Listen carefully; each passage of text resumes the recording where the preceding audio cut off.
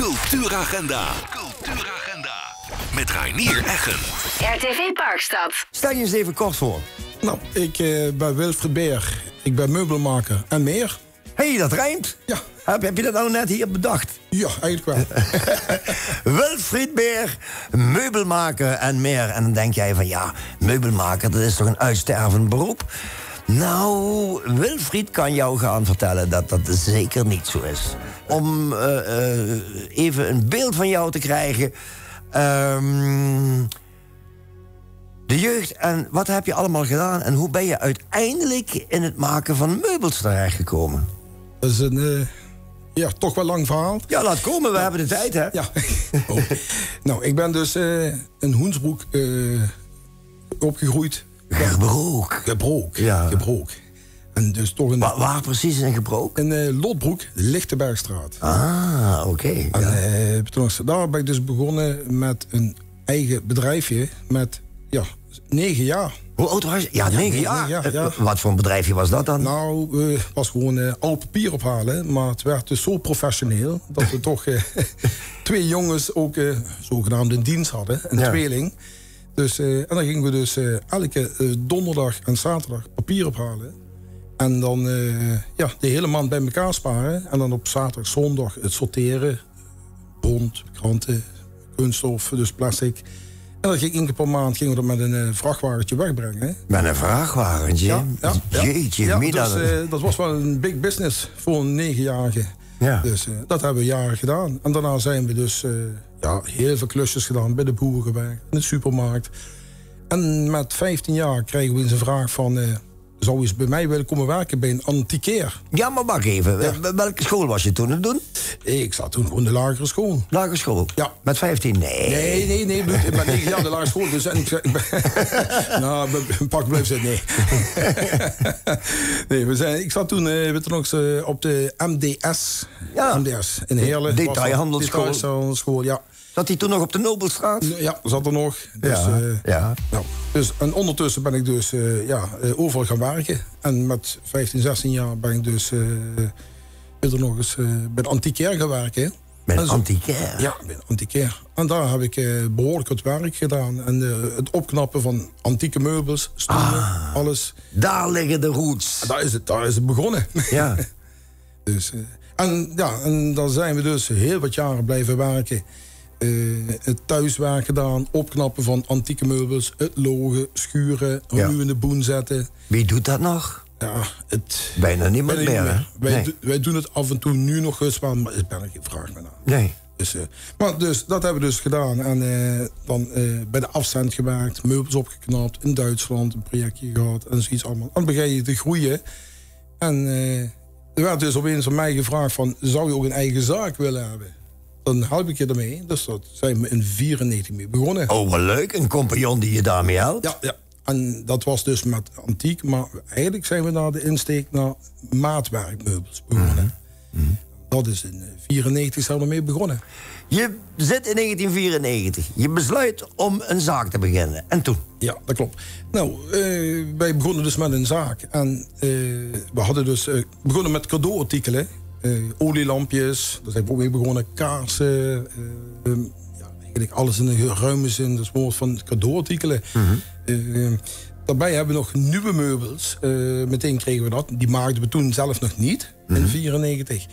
Die kregen we dus uit Brabant. Ja. Maar omdat ik daar perfectionist ben, dacht ik van, ik kan het beter. Dus in eerste instantie was het zo, jij kreeg een opdracht om een meubel te maken. Jij bestelde die opdracht in Brabant. Ja. Je tekende natuurlijk wel uit hoe het moest worden. Ja, was voor maatwerk. Ja? Ja. En je kreeg het aangeleverd vanuit Brabant? Vanuit Brabant, ja. En toen dacht jij van, dat is het niet. Dit is het niet. Het is niet de kwaliteit. Het was goed, maar ik wilde het nog beter. Mm-hmm. En dat is waar ik achter sta. Het moet perfect zijn. Mm-hmm. Dus we zijn op den duur ben ik zelf houtbewerkingsmachines gaan kopen. En ik had er geen opleiding voor, helemaal niks. En door te kijken in Brabant, jarenlang, ben ik dus gewoon begonnen. En ik zeg altijd, als je een rechter en een linkerhand hebt en goed hersenen, dan werkt dat wel. Dus, en zo zijn we meubels beginnen te maken. Tafels, kasten, eigenlijk complete interieurs, eigenlijk alles. En dat is uitgebreid, het werd steeds groter. En dan komt dan opeens een tijd, dan krijg je opeens, wordt aangeklopt aan de deur van een school. Of je ook stagebegeleider wilt zijn. Stagebegeleider wilt zijn? Ja. Hoe mooi is dat? Ja, dat is heel mooi. Dus je krijgt dus jongere jongens bij je en die ook het vak willen leren in die tijd. Van Arkens uit. En daar zijn we toch al vanaf 2005 mee bezig. En dat is groeiende. En dat is dat nog steeds zo? Ja, we hebben nog steeds, leerbedrijf. Leerbedrijf. Ja. En dat is dan niet meer voor Arkens, dus Siettervaarde. Ja, goed. We hebben nog steeds, maar niet alleen meubels, maar ook voor inrichting, voor alles. Eigenlijk alles. Dus ze kunnen bij ons getrekken voor het tekenen, het technische verhaal, voor de verkoop. Dus we krijgen van alles. Ja, wij gaan er daar nog verder op in. Want je doet ook trappen, weet ik het allemaal. Hè? Trappen, complete keukens. De hele reut en beteut. Ja, alles. Ja, dat klopt. Goed. Ja, is geweldig. En dat Wilfried, laten we maar zeggen, jeugd over de vloer krijgt en dat hij zijn ambacht mag overdragen, ja, daar krijg ik kippenvel van. Daar krijg ik kippenvel van, want zo ontstaan er telkens weer nieuwe mensen die liefde voor dat vak krijgen. Ja. Want de hoofdmoot van dit item was eigenlijk, is als jij een meubelmaker bent, is dat een uitstervend bedrijf. Nee dus. Nee. Goed. Wilfried, heb jij ook leuke feedback gekregen van die mensen die bij jou gewerkt hebben? En zijn daar mensen bij die in dat vak zijn blijven hangen? Ja, dat is heel leuk. Ik heb een jongen die is voor 10 jaar geleden bij mij stage komen lopen. Ja. En die heeft nu in Maastricht een eigen bedrijfje. Oké. En die is, daar hebben we contact mee en wie weet misschien in de toekomst wat meer aan samenwerking mee doen. Maar dat is leuk. En sowieso zijn er in de loop der jaren zijn zoveel stagiaires geweest. En er zijn erbij, die zijn dus of vanuit België gekomen, vanuit een opleiding. Ja. Die hebben een 6-jarige opleiding en die komen bij mij stage lopen. En die een 6-jarige opleiding? Ja, in België 6 jaar? Ja, in België. Oh, nou weet ik waarom dat die zo goed in meubels zijn. Ja, dat klopt. Vroeger gingen de Nederlanders altijd in Peer en daar gingen ze de meubels halen. Ja, dat klopt. Dus die komen uit België. Of ik heb ze uit, kijk, waar zit er nog meer? We hebben uit Eindhoven, de buurt van Eindhoven, Veldhoven zit dat daar in de buurt. Ja. Daar zit een opleiding. Dus we krijgen ze eigenlijk overal vandaan. Ja. Dus dat is heel leuk. En je krijgt een heel leuke feedback. Je hoort ook, je moet ook examens afnemen. Je bent bij de examens je moet ze beoordelen. Mijn god, dus, Wilfried, best nu ook nog... En dan moet ik even in dialect, best nu ook nog examinator worden? Dan wel, joh. Dus dat is het leuke van het werk. Ja. En vervolgens komt corona, hè? Jij neemt een besluit. Wanneer nam je dat besluit om van de Kruisstraat en Kerkrade weg te gaan? En nou, ik nam een besluit in 2019. En corona kwam begin 2020, zaten we net, hè? Ja. En ik kocht het pand en de week daarna moest alles op slot. En dat pand, dat ligt aan de Akerstraat? Nou, het is Akerstraat, Gladiolenstraat. Dus de Akerstraat, het woonhuis, Gladiolenstraat is Gladiolenstraat 216 is het bedrijf.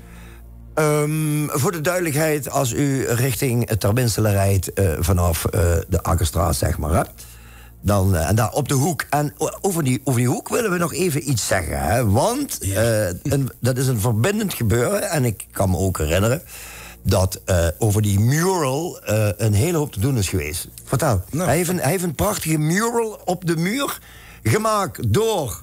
James Jetlag. James Jetlag. En ik heb hem destijds nog geïnterviewd. Ik weet het nog goed, dat ik daar ter plekke ben geweest. Toen hij bezig was, toen was hij met de laatste loodjes bezig. Vertel even iets over die mural en de betekenis ervan. En de samenwerking met Kerkrade West en de gemeente. Ja, nou, ik werd opeens benaderd door Sidney van den Berg van Positieve Stad. Positieve Stad, ja. En ze hadden een muur nodig voor een kunstwerk. Ja. En ze hadden er wel gezegd van, mogen we die muur gebruiken? Ja. Dat was voor mij heel positief. Ik zeg, ja, heel graag. Ik zeg, het moet wel een samenwerking zijn met mij. Een beetje ambachtelijk. Nou, daar gaat het dus om. Ze hebben dus nu iets zo gecreëerd. eigenlijk een ode aan Kerkrade West. Dus je ziet er een man erop. Eerst was er een man op, wat ze eerst hadden gemaakt, James.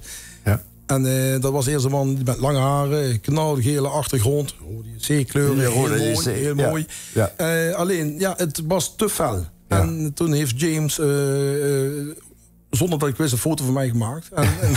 Dus ik sta er nu op. Ja. En dat is dus eigenlijk wel... hij staat op zijn eigen gevel. Ja, mensen, hij staat op zijn eigen gevel. En daar zit Roda JC in verwerkt. De Koeters. Daar zitten de mijnwerkers in verwerkt. De wijk. Het is een compleet project wat ook in samenspraak met Sidney van den Berg daar plaats heeft gevonden. Het is een fantastische tekening op die gevel. Met alle aspecten erin. En er hangt ook een bordje bij, hè? Dat klopt. Dat is het mogelijk om met de telefoon in te scannen. En dan komt een heel verhaal, een filmpje, een songtekst met een gedicht eigenlijk. En dat wordt daar gepresenteerd, dus... En er is ook nog een speciaal lied toen gemaakt. Een speciaal lied. Daar zijn ze toen voor bij mij in de studio geweest. Klopt, helemaal. Maar nu, dat pand, Wilfried, daar aan de hoek Gladiolenstraat, Akerstraat in Kerkrade West. Corona kwam, de hele boel lag plat. Het ging op een gegeven moment weer iets soepeler worden. En toen, je had zoveel tegenslag in dat pand, hè? Ja, dat was heel veel werk. Want dat pand lag volgens mij al 15 jaar helemaal stil, heel leeg. Dat was de oude supermarkt, was dat, supermarkt, ja. Daar heeft van alles gezeten. Voor nog een autobedrijf met garage, alles. Ja, wij beginnen dus op te knappen. En ik zag dus vanaf het begin al wat er van kon worden gemaakt. Ja. Iedereen verklaarde mij eigenlijk van gek. Van, wat ga je hier doen? Ja, maar Wilfried, had je toen niet zoiets van... was ik er maar nooit aan begonnen? Nee, nooit. Niet? Nee. Ja, nee, je bent een handarbeider, jij gaat gewoon door. Vertel. Het was een uitdaging. Dus ik ben begonnen vanaf het begin en we zijn nu ver klaar. Dus wat we hebben eigenlijk... is alles veranderd, alles. Het woonhuis is helemaal veranderd, de winkel is helemaal veranderd, de muren, er is nieuwe plafonds, er zit hoeveel kilometer aan stroomkabels in. Ja, nieuwe elektra, kan me goed voorstellen. Ja, dus daar zit alles nieuw in, alles. Ja. Wilfried die kan eindelijk zeggen dat op 15 juni om 1 uur 's middags... Vertel, Wilfried. Ja, op 15 juni om 1 uur 's middags gaan wij de zaak officieel openen. Eindelijk. Werd tijd. Ja, werd tijd. De groeten aan Sjoerd en Jennifer. Ja. Want die mogen we absoluut niet vergeten. Die zijn ook steun en toeverlaat. En natuurlijk je vriendin Jovanka. Absoluut. Groeten aan Jovanka. Ja. Die moeten we even erbij betrekken. Wat moet de kijker, luisteraar zich voorstellen... als ze bij jou daar naar binnen lopen? Nou, als ze naar binnen komen, zien ze een totaal ander plaatje... wat ze misschien gewend zijn van de Kruisstraat. Dus 10 keer groter dan het oude pand natuurlijk. Ja. We hebben veel meer zitmeubels, bankstellen, keukens hebben we daar op voorraad staan. Trappen maken we. Ja, complete interieuren, tafels, inloopkasten, slaapkamers, badmeubels. Ik zeg altijd, we maken bijna alles. En wat belangrijk is hieraan... dat is geen massaproductie. Jij maakt het naar wens van de opdrachtgever. Naar de maatvoering, de kleur. We maken dit in massief hout, plaatmaterialen...